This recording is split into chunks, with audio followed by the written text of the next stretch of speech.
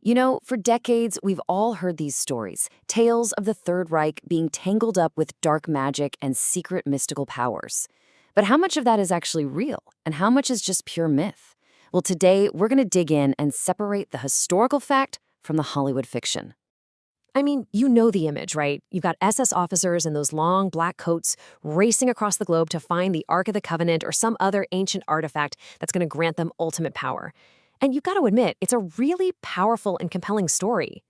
So, was the Third Reich really running on sorcery?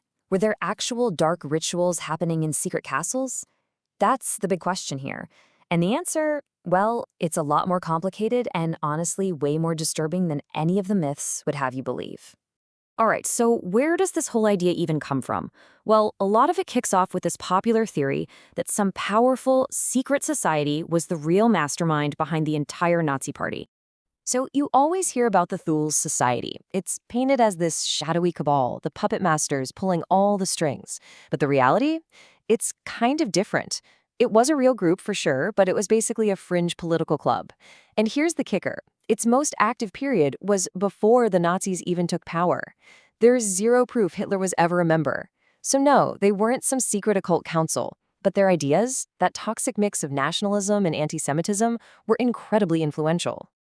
Okay, fine. So if the Thule Society wasn't running the show, what about that other name you always hear?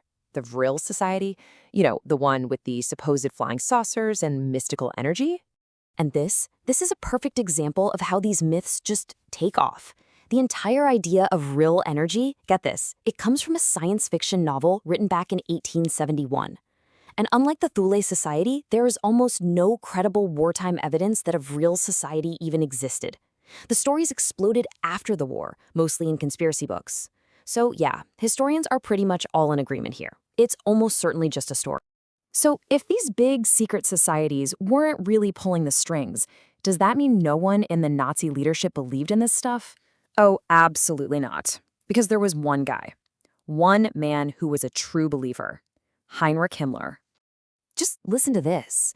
This quote tells you everything you need to know about how this guy's mind worked. He genuinely believed, or at least claimed to believe, that he was the reincarnation of a German king from the 10th century. This wasn't just some political gimmick for him. This was something he believed, and it was going to shape everything he did with the SS.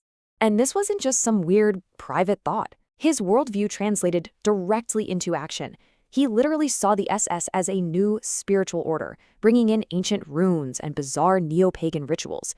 He even set up this whole department, the Ahnenerbe, that sent teams all over the world, Tibet, South America, you name it, to find so-called proof of a mythical Aryan history.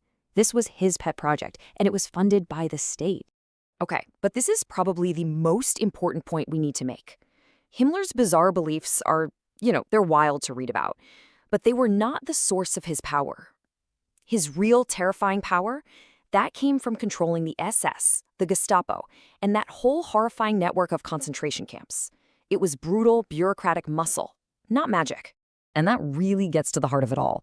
The real engine behind Nazi ideology wasn't some dark magic.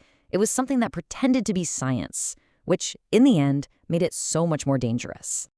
A huge piece of this was something called social Darwinism. Basically, the Nazis grabbed Darwin's theory of evolution and just completely twisted it to fit their worldview.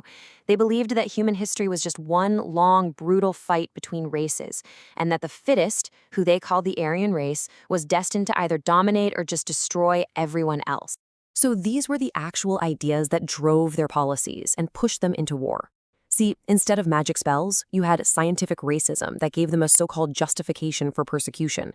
Instead of prophecies, you had the geopolitical goal of Lebensraum, or living space, that fueled their invasion of other countries. It wasn't about demons, it was about a deep, poisonous anti-Semitism and total, unquestioning obedience to one leader. This was the real ideology. And this chart, this really puts things into perspective. Look at this. In 1933, Germany was overwhelmingly Christian. We're talking like 99% Protestant or Catholic. Any of these pagan or occult groups, they were a tiny, tiny fraction, a rounding error. So the cultural background here wasn't secret cults. It was mainstream churches that, for the most part, didn't stand up to the regime. Okay, so if the historical reality is pretty clear, why do we keep coming back to these myths about Nazi occultism? Why does it have such a grip on us?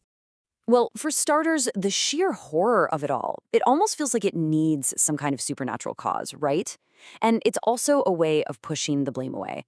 It's easier to blame some dark, magical force than to accept that regular people, ordinary human beings, did this. And yeah, of course, it makes for amazing movies and video games, but at the end of the day, it's a way of simplifying a history that was terrifyingly complex. All right, so let's bring it all home. What's the real crucial takeaway here? The truth is, the horror of the Third Reich wasn't supernatural. It wasn't about wizards or demons. It was bureaucratic, it was political, and it was all too human. The Holocaust wasn't planned in some dark wizard's tower. It was organized by guys with clipboards and filing cabinets. That right there is the real horror. So I'll just leave you with this to think about. What's actually more frightening? Some fantastical, storybook evil? Or an evil that ordinary people just like us, can create? That is the real chilling lesson behind the myth.